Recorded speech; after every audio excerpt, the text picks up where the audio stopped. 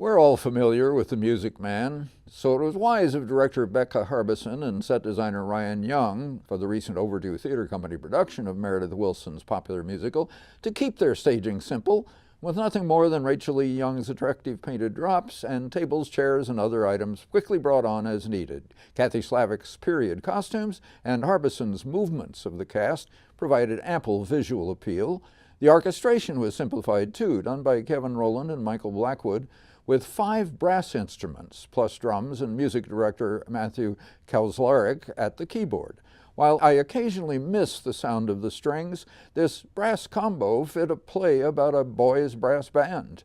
Choreographers Mary Fedak and Patrick Blanner made the dances accessible for the varied abilities of the cast, who could be a little stiff, helped by inventive touches like the way the chairs were used in the dance in the library. Ryan Young's lighting design was necessarily simple, but the lighting resources in the Olivette Community Center Theater have improved.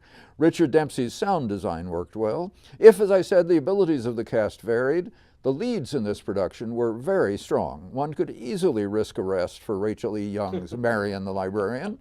A fine singer, she conveyed all the nuances in Marian's developing interest in Harold Hill, as did Michael Blackwood in Hill's evolving interest in Marian, from merely hoping for a hop in the hay with an older but wiser girl to a discovery of real love.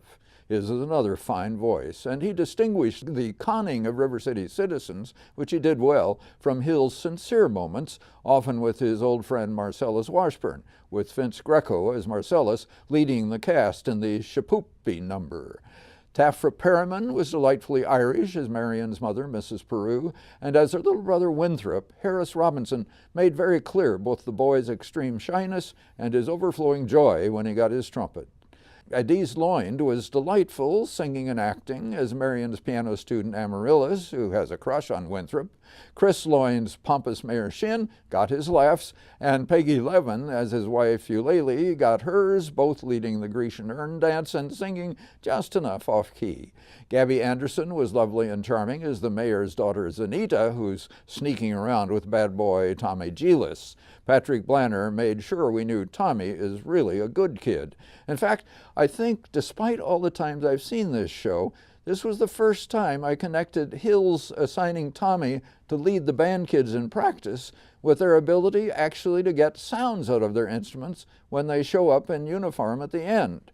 Perhaps I realize that because director Harbison had Tommy standing right beside them as they played.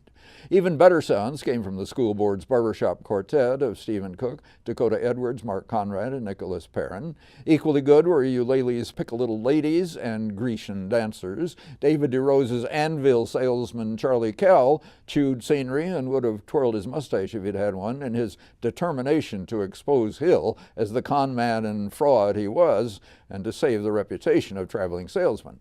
This overdue production may have been slimmed down in some ways, but it still gave much of what makes The Music Man such an enjoyable show. And it did for me too. Good. Let's hear that music.